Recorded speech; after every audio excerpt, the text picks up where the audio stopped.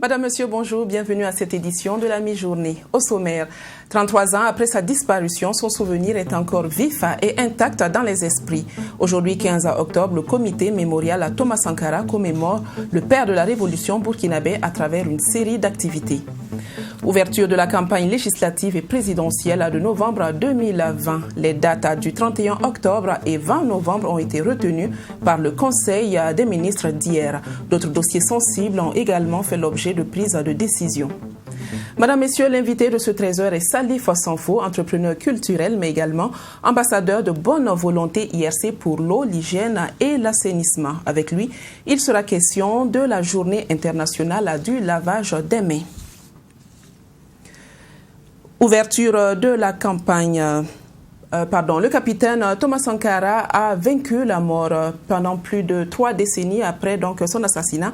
L'icône de la révolution burkinabé demeure toujours présente dans les cœurs et dans les esprits.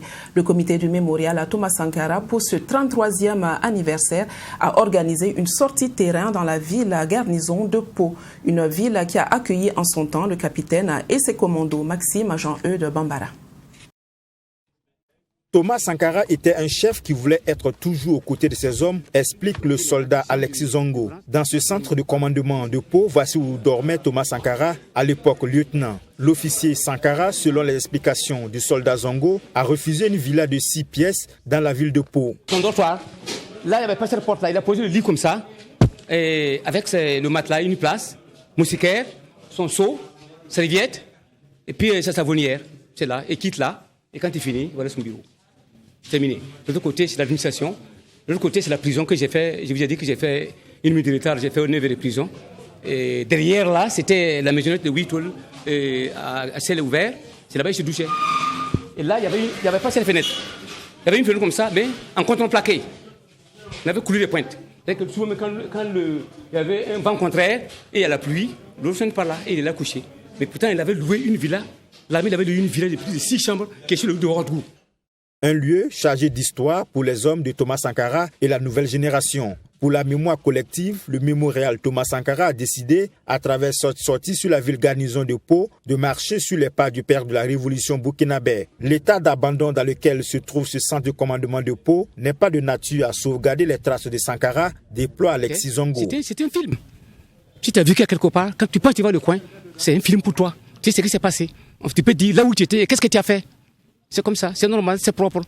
Bon, c'était un site qu'on devrait me garder, et jalousement, bon, pour faire un truc historique, quoi. Voilà, c'est tout. Je vous dis que je vous parie que hier, quand je suis venu, je suis passé, je n'ai pas le compte de PC. Et tout de suite, quand nous sommes arrivés, j'ai garé ma voiture. Bon, je n'ai pas su que c'était le PC. Moi, j'étais soldat à son temps. J'ai passé première classe en 1977, au retour de la formation commando au Maroc, là. Nous avons été très heureux de nous retrouver sur ces lieux combien historiques. Et surtout d'échanger avec des anciens commandos du président Sankara, qui ont été avec lui dans les années 1974, 1975, 1976, et qui nous ont donné de très belles histoires de patriotisme et d'engagement révolutionnaire. Alors, c'est dire qu'aujourd'hui est un jour mémorable. Joie pour la population de Pau, joie pour les militaires de la localité, joie pour le comité international mémorial Thomas Sankara. Mais avant le centre de commandement de Pau, le point de départ de cette visite sur les traces de Thomas Sankara a commencé ici sur cet tas de ruines que représentait l'ancien haut-commissariat. Un site choisi par Thomas Sankara pour entreposer le matériel militaire. Une visite qui s'est achevée dans la ville garnison de Pau par la découverte de l'ex-centre national d'entraînement commando SNEC mis sur pied par Thomas Sankara et rebaptisé sous la transition au nom du père de la révolution. Ben voilà, une image des actions et des idées indélébiles. Toujours en rapport avec l'assassinat de Thomas Sankara, le mouvement Le Balai Citoyen a donné une conférence de presse. 2 points essentiels étaient à l'ordre du jour, à savoir la question judiciaire relative au dossier Thomas Sankara et la création d'une bourse doctorale par le réseau de partenariat mondial pour soutenir la recherche. Maxime Jean-Eudes Bambara. Depuis 1997, date à laquelle une plainte contre X a été déposée pour assassinat du capitaine Thomas Sankara, la justice se fait toujours attendre sur cette affaire. Jugé classé sous le régime Compaoré, ce dossier a, à la faveur de l'insurrection, été réouvert et a connu des avancées notables, note le Balai Citoyen, mais la soif de justice demeure. Pour ce mouvement, l'ultime hommage que le peuple burkinabé et le monde entier souhaitent pour l'homme est la manifestation de la vérité. Il s'agit entre autres de l'inculpation de plusieurs personnes dont Blaise Compaoré et Gilbert Diendéré, la transmission d'une partie de documents classifiés en lien avec l'assassinat du président du CNR et de ses compagnons par la France, l'expertise balistique, l'émission de mandats d'arrêt contre Blaise Compaoré et Hyacinthe Kafando. Ce sont autant d'actes qui ont été posés depuis la réouverture du dossier en 2015. C'est dire que le dossier a un peu avancé. Cependant, le Balai Citoyen exhorte la justice burkinabé, en particulier le juge d'instruction, à plus de célérité. 33 ans, c'est l'âge de Thomas Sankara à sa prise de pouvoir. 33 ans, c'est suffisant pour que la lumière soit faite. Au plan national, de nombreuses actions sont menées pour la perpétuation de la mémoire de l'homme, dont entre autres le projet de réalisation du mémorial Thomas Sankara et l'université Ouaga 2 qui portera ce 15 octobre 2020 le nom du père de la révolution burkinabé. Le mouvement Le Balai Citoyen salue également d'autres initiatives internationales allant dans ce sens, notamment la création d'une bourse doctorale Thomas Sankara par le réseau de partenariat mondial, logé à l'université de Castel en Allemagne. Pour la nomination de la bourse doctorale, le GPN a identifié le camarade Thomas Sankara parmi d'autres honorables personnalités dans le monde, dont entre autres Walter Rodney, activiste historien et académicien guyanais, Mahatma Gandhi, Nelson Mandela, Wangari Maathai, activiste kenyan, défenseur de l'environnement et prix Nobel de la paix en 2004, etc. Le Balai Citoyen, avec d'autres membres du GPN, ont porté l'argumentaire pour ce baptême de la bourse doctorale au nom du camarade président Thomas Sankara. La bourse doctorale Thomas Sankara permettra aux étudiants des universités du Sud de se former dans les domaines ci-haut cités. Les domaines de recherche pris en compte sont entre autres le partenariat dans la coopération au développement, le partenariat dans l'économie mondiale et le partenariat dans la production de connaissances. À noter par ailleurs que plusieurs activités marqueront ce 33e anniversaire de l'assassinat de Thomas Sankara, parmi lesquelles des conférences, des projections cinématographiques et l'inauguration de l'université Thomas Sankara. Feu vert pour la campagne du scrutin couplet de novembre. Le Conseil des ministres d'hier a désigné la période du 31 octobre au 20 novembre 2020 comme étant les dates de l'ouverture de la campagne législative et présidentielle. Par ailleurs, des questions relatives à la santé et à la révision des pensions de certains retraités ont aussi été abordées. Nadine Zongo. À compter du 31 octobre 2020, les candidats à l'élection législative et présidentielle du 22 novembre prochain pourront commencer la campagne électorale et ce jusqu'au 20 novembre prochain. C'est ce qu'a décidé le Conseil des ministres du jour. Le premier décret porte ouverture de la campagne électorale pour les élections législatives. L'article 1 de ce décret fixant l'ouverture de la campagne pour les élections législatives du 22 novembre pour le 31 octobre 2020 à 0h, ça c'est l'ouverture, et cette campagne prendra fin le vendredi 20 novembre 2020 à 24h. Le deuxième décret porte ouverture de la campagne électorale pour l'élection, pour le premier tour de l'élection du président du Faso, et ce décret fixe l'ouverture de la campagne pour le samedi 31 octobre 2020 à 0h et met fin donc à la campagne le vendredi 20 novembre 2020 à 24h. la contribution de l'État pour la campagne présidentielle. Ce décret est pris conformément donc à l'article 9 de la loi numéro 008-2009/AN portant financement des partis politiques et formations politiques et les campagnes électorales. Au regard de cet article, le montant de la subvention pour la campagne électorale pour l'élection présidentielle 2020 a été fixé par décret à 280 millions de francs CFA à répartir donc à part égale entre les candidats qui auraient été retenus par le Conseil constitutionnel. Au titre du ministère de la Santé, 2 rapports ont été adoptés. L'un pour la réhabilitation du centre hospitalier de Tengango et l'autre pour la distribution du 2e lot d'ambulances. Il s'agit donc de marchés portant sur la réhabilitation et la réfection des bâtiments, la fourniture de matériel de couchage au profit du centre hospitalier Tengango. Il s'agit également de la réhabilitation de la station d'épuration en eau usée du centre hospitalier Tengango. Il s'agit d'acquisition de médicaments de spécialité au profit du chorus Covid. Il s'agit également de l'acquisition de Kazakh pour le compte du chorus Covid. Nous avons également adopté un rapport relatif à la répartition du 2e lot d'ambulances livrées dans le cadre des 300 ambulances au titre des communes.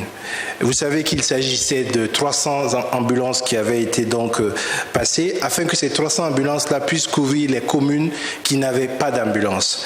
Dans la réalisation, il avéré donc un certain nombre de ces ambulances, 38, ont été donc affectées aux centres hospitaliers universitaires, aux centres hospitaliers régionaux, mais également au service d'urgence médicale, le SAMU.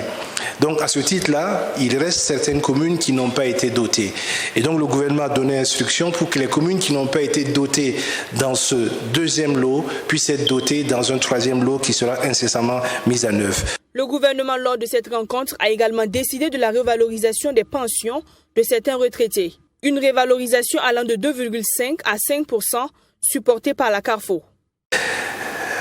Une étude actuelle a été faite pour voir effectivement si la Carrefour pouvait soutenir ces augmentations-là. Et au regard de l'étude et des résultats, donc, le gouvernement a décidé d'une revalorisation des pensions de 2,5% pour les catégories A, B et P et les officiers de l'armée et de 5% pour tout le reste des pensionnés au niveau de la Carrefour. L'incidence financière de cette révalorisation des pensions est de 1,493 252 148 francs CFA. Au compte du ministère des Infrastructures, le Conseil des ministres a donné son quitus pour la signature d'un contrat commercial entre le ministère en charge des Finances et une entreprise chinoise en vue de la construction de la route Banfora-Sidera-Durugawa. Et au titre des communications orales, le ministère en charge de la décentralisation a fait le point des préparatifs de la commémoration du 33e anniversaire de Thomas Sankara. Des activités prévues, on retient le traditionnel dépôt de gerbes de fleurs et le baptême de l'université Ouaka 2 au nom Université Thomas Sankara. Un accord apaisant pour les transporteurs routiers. La fêtière unique des transporteurs routiers du Burkina suspend son mot d'ordre de grève de 96 heures lancé ce lundi. Une décision qui fait suite, selon les responsables de la fêtière, à un consensus trouvé avec le gouvernement. L'annonce a été faite hier lors d'une conférence de presse. Écoutez Issoufou Maïga, le président de la fêtière, au micro de Raketa Bilgou. Effectivement, la fêtière unique des transporteurs routiers du Burkina vous a convié le lundi passé et il a broché les écarts qui existaient entre la fêtière et le ministère du Transport et de la Mobilité urbaine, rentrant dans le cadre de l'adoption de l'arrêté d'application du décret 2020-0235. Donc il y a eu beaucoup d'incompréhension, mais nous rendons grâce à Dieu qui a permis à ce que nous avons pris langue pratiquement avec les chargeurs, les plus hauts responsables de l'économie de notre pays, notamment la Chambre de commerce et de l'industrie du Burkina, le Conseil national du patronat du Burkina et la grande institution en charge du dialogue social au Burkina, notamment le Haut Conseil du dialogue social. Ils ont tous œuvré dans le sens de l'apaisement, la compréhension et l'unité du Burkina Faso, et ce qui nous a permis aujourd'hui de pouvoir entrer en contact avec son Excellence, Monsieur le Président du FASO, chef de l'État. On en a discuté également avec le chef du gouvernement et les solutions sont à la portée à tous grâce à l'accompagnement de la Chambre de commerce et de l'industrie du Burkina, le Conseil national du patronat burkinabé et le Haut Conseil de dialogue social. Comme on doit rendre la monnaie, nous avons juste en charge de tirer les transporteurs vers l'idéal. Et je peux affirmer que l'idéal est atteint. Nous avons posé nos préoccupations et je précise que nous ne sommes pas contre l'État. Nous ne sommes pas contre les décisions de l'État. Nous ne sommes pas contre les lois de notre pays. Nous avons juste demandé une amélioration et nous avons pu également transmettre nos amendements sur le projet. Une journée pour les mains propres. Chaque 15 octobre, le monde entier célèbre le lavage des mains. Un geste banal qui pourtant peut aller jusqu'à sauver la vie. D'où l'importance de sensibiliser un maximum de personnes sur les conséquences désastreuses d'une mauvaise hygiène des mains. C'est le combat acharné de l'IRC au Burkina Faso qui d'ailleurs depuis le 1er septembre dernier a lancé donc la campagne Mains propres, santé bonne. Nous vous invitons donc à suivre un élément sur cette campagne. Mettre en évidence l'importance du lavage des mains au savon tout en le faisant paraître comme un geste simple et efficace pour empêcher la propagation des maladies dont le Covid-19, c'est tout le sens de cette campagne Mains propres, bonne santé. Une initiative portée par IRC Burkina et ses partenaires qui vise surtout à ancrer chez les populations l'habitude de se laver les mains en transformant cette corvée quotidienne en routine aisée. Et pour la réussite de cette campagne, IRC peut compter sur ses ambassadeurs de bonne volonté, eau, hygiène et assainissement. En tant qu'ambassadeur de bonne volonté, eau, hygiène et assainissement, j'ai placé mon mandat sous le signe de la relance des activités socio-culturelles et socio-économiques. Et pour ce faire, j'ai mis en place ce que nous appelons la team Mains propres.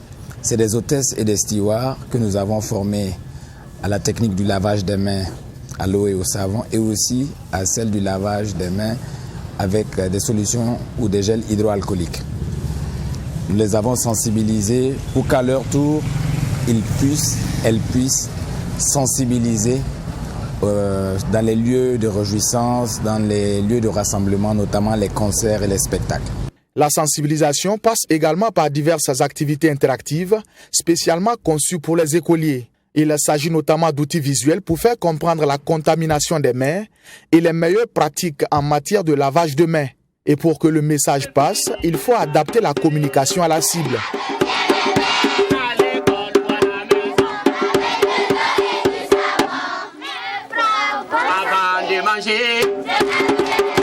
L'objectif premier, c'est d'inculquer les valeurs hygiéniques aux enfants. Voilà, vous-même vous le savez, laver les mains donne la bonne santé. Voilà, que ce soit les enfants comme les adultes, voilà, ça donne la bonne santé.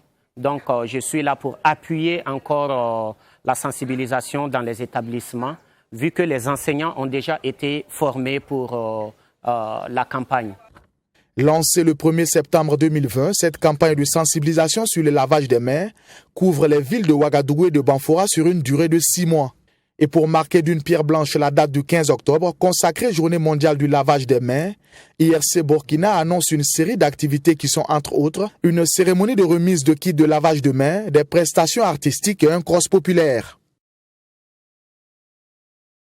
Pour davantage comprendre cette démarche de l'IRC, nous recevons comme promis Salif Sanfo. Il est entrepreneur culturel, il est également ambassadeur de bonne volonté de l'IRC pour l'eau, l'hygiène et l'assainissement. Bonjour, Monsieur Sanfo. Bonjour, madame. Je pense qu'à votre montre, si je ne m'abuse, il doit être 13h15. C'est ça. Et nous avons, dans le cadre de la célébration du lavage des mains, demandé à tout le monde, que ce soit les auditeurs, les téléspectateurs, de marquer une pause pour se laver les mains. Donc, si les règles d'éthique et de déontologie du journal ne me l'interdisent pas, je vais vous inviter à laver les mains. Les règles vous le permettent. D'accord, merci beaucoup. Merci. Donc, on va le faire par friction, parce que vous savez que c'est pas... On doit enlever la bague. pour ceux qui ont des bagues. Et voilà, on se lave les mains comme ça. Puis, entre les doigts, le dos de la main, ensuite le pouce. Il faut le faire jusqu'à ce que la main sèche parce que actuellement les microbes doivent se battre, les bactéries sont en train de faire de la résistance. Mais je pense que maintenant on peut dire que nous avons les mains propres. Les mains propres. Et donc une bonne santé. Et une bonne santé, en perspective, logiquement. D'accord, voilà. Très bien. Alors, quelle est l'importance de se laver les mains au quotidien, tous les jours? Je puis vous dire que je ne me suis jamais lavé autant les mains ces dernières années que pendant la période Covid. Et lorsque j'ai été identifié par IRC pour porter cette campagne, j'étais à 100 000 lieues d'imaginer à quel point nos mains sont des réceptacles de centaines de microbes, de bactéries, et j'en oublie. Se laver les mains permet d'éviter beaucoup de maladies. Des maladies déjà liées aux ORL, le rhume, l'angine, parce nos mains vont partout. Et actuellement, par exemple, il y a une petite épidémie de conjonctivite Apollo qui commence à sévir. L'une des causes de transmission de cette maladie oculaire, c'est la salutation. Les maladies nosocomiales, c'est des maladies qu'on prend la plupart du temps à l'hôpital. On va rendre visite à quelqu'un et on touche le mur, les escaliers, on chope ces maladies. On a des maladies du péril fécal, donc tout ce qu'il y a comme salmonelle, donc fièvre typhoïde, maux de ventre, diarrhée, et j'en oublie. Pour dire donc que les mains sont un véritable vecteur de transmission de maladies. Mais pourquoi est-ce qu'on a besoin d'une campagne de sensibilisation? Est-ce que se laver les mains, ce n'est pas un réflexe humain? Logiquement, oui. Mais apparemment, c'est tellement logique que ça devient illogique. Et je prends toujours l'exemple du pain. Quand je vois souvent certaines personnes se comporter avec le pain, c'est comme si c'était un aliment à toute épreuve. Ça tombe, on relève, on nettoie et on mange. On se salue plusieurs fois. Il y en a qui vont dans les toilettes, qui reviennent, qui ne se lavent pas les mains, mais qui mangent quand même. Mais c'est comme ça qu'on chope les maladies. Donc, il faut aujourd'hui qu'on commence à systématiser le lavage des mains. Il faut que les réflexes que nous avons cultivés pendant la période Covid, nous puissions continuer parce qu'en plus de la maladie à coronavirus, ça va nous permettre d'éviter beaucoup d'autres maladies. Et voilà pourquoi la campagne s'intéresse déjà aux enfants et aux adultes, parce que vous savez que les enfants sont nos meilleurs répéteurs. Et souvent, on a honte quand un enfant te dit une certaine vérité. Et donc, nous voulons vraiment profiter de cette journée internationale, journée mondiale du lavage des mains, pour interpeller les consciences sur la nécessité de garder le réflexe du lavage des mains. Pas se laver une fois les mains sporadiquement, mais le faire régulièrement. Avant de manger, après avoir mangé, après les toilettes, après avoir fréquenté des lieux publics, après avoir salué 2-3 personnes, il faut que ce soit systématique. Parce que tant qu'on ne systématise pas ce réflexe, on est tout le temps exposé à des maladies et qui nous reviennent plus cher que tout simplement adopter un comportement tout simplement naturel. D'accord. Alors, on sait que la campagne IRC a débuté, ça fait un peu plus d'un mois, puisque c'était depuis le 1er septembre. Ouais. Qu'est-ce qui a été fait? Et aujourd'hui, qui est le jour au roi, qu'est-ce qui sera fait? Alors, qu'est-ce qui a été fait? Personnellement, comme vous le voyez dans l'élément qui vient de passer, moi j'ai placé mon mandat sous le signe de la relance des activités socioculturelles et socio-économiques. Et nous avons formé la team Mains Propres et qui a pris en charge une centaine de spectacles. Et donc tous les spectateurs avant d'arriver, ils devaient se laver les mains avec une solution hydroalcoolique. Et à l'intérieur des spectacles, on faisait aussi des animations. Donc que ce soit des spectacles pour enfants, Bambino Show, on était au Marley d'Or, on était au Festival Event, Vacances Event. On a fait beaucoup d'activités. Et sincèrement, je profite de votre plateau pour dire merci à tous ces opérateurs culturels qui ont cru à notre message et qui ont véhiculé le message le bon. Et je pense que c'est tout cela qui a concouru à faire régresser les taux au niveau de la maladie à coronavirus. Nous avons aussi fait des activités dans les écoles avec Pizarro, qui est humoriste, qui est de l'écurie Ouistiti Comedy Club, et qui a fait un travail merveilleux. Ils ont formé 180 maîtres, donc des enseignants, et 30 écoles couvertes. Il y a 200 lave-mains qui ont été offertes à ces écoles, et chaque matin, les enfants se lavent les mains avant de rentrer en classe. Lorsqu'ils vont dans les toilettes, ils reviennent se laver encore les mains. Donc, on est déjà en train de travailler à systématiser ce réflexe-là au niveau des enfants. Nous avons fait une démarche de plaidoyer auprès de Sa Majesté le Mogonaba Bango afin de passer le message aussi au niveau des traditionnels. Monsieur Morin Yamogbe a fait la même démarche au niveau des religieux, au niveau des médias. C'est 3TV, Watt FM qui porte le projet. Et j'en profite pour vous dire merci aussi parce qu'on voit le logo trôner depuis le début de la campagne. Et puis, tous ces messages de sensibilisation. Basseratou Kindo, qui est une blogueuse et une web activiste, s'occupe de toute la partie réseaux sociaux. Donc, elle relaie nos activités, donc impact même hors du Burkina. Donc, c'est des actions conjuguées. Et pour la journée d'aujourd'hui, nous avons déjà 10 000 personnes atteintes. Nous étions au lycée Bambata, au lycée Apostolique, au Marianne Gouabi, à ESCO IGES, à l'École nationale de police. On a profité pour rendre hommage au FDS à travers la police. À l'ISPP, au feu tricolore du stade du 4 août, au Centre national des personnes handicapées moteurs, au lycée Wenmanegda. On est allé au marché de Gunguin. On a vu des passants. Voilà. Et quand vous dites 10 000 personnes atteintes, c'est 10 000 personnes sensibilisées déjà, c'est ça? Sensibilisées, 10 000 personnes à qui on a donné du gel ou une solution et invité à se frictionner la main pour marquer leur adhésion à la journée. Et je suis sûr qu'il y a des téléspectateurs qui sont en train de le faire ou qui l'ont fait lorsqu'on les a invités. On était au lycée Songtaba, Saint-Pierre de Kouka, et demain on sera au centre médical urbain avec Dr Abdallah qui nous accompagne. Et donc, ce sera sur 48 heures. L'apothéose, ce sera demain aux alentours de 15 heures sur l'esplanade du stade du 4 août. Nous avons érigé une scène avec un grand écran géant LED. Il y aura un cross populaire qui partira de l'esplanade du stade du 4 août jusqu'au rond-point du cyclisme, donc juste à côté de l'École nationale de la police. Et on reviendra sur nos pas. Il y aura une cérémonie de don sans lave-mains aux médias. On aura des lave-mains qui seront offerts aussi à Logis, l'Office de gestion des infrastructures et stades. On aura des cache-nez, des visières qui seront offertes. Il y aura les directeurs régionaux de la culture, les DR4, qui avaient sollicité des lave-mains lors de nos échanges. Donc nous allons leur remettre aussi des lave-mains pour les 13 régions afin d'impacter au-delà de notre zone d'action qui est Ouagadougou principalement. Et nous allons avoir une grosse séance d'aérobic et de zumba. Voilà, ce sera l'apothéose, il y aura des prestations artistiques et des séances de sensibilisation. On va bien sûr se laver les mains. Et là, ce sera l'apothéose de la célébration de la journée mondiale du lavage des mains au Burkina Faso pour l'année 2020. D'accord, alors donc ça fait un peu plus d'un mois, on l'a dit, que la campagne a débuté. Aujourd'hui, quel est le constat que vous faites? Quel est le bilan? Est-ce que vous observez un changement de comportement au niveau de la population? J'ai envie de dire oui. J'ai envie de dire oui parce que déjà, j'ai l'impression que c'est devenu une étiquette pour moi et pour toute la team Mes Propres. Il y a des personnes qui les ont rencontrées 2-3 fois à des festivals et à des rencontres et du coup, ça les inspire de se laver les mains. Moi, personnellement, je ne peux plus me permettre de ne pas me laver les mains. Et autour de moi, je ne supporte plus de voir que des gens mangent, même des arachides, sans se laver les mains. C'est un long processus. Vous savez que la communication pour le changement de comportement, ça prend du temps.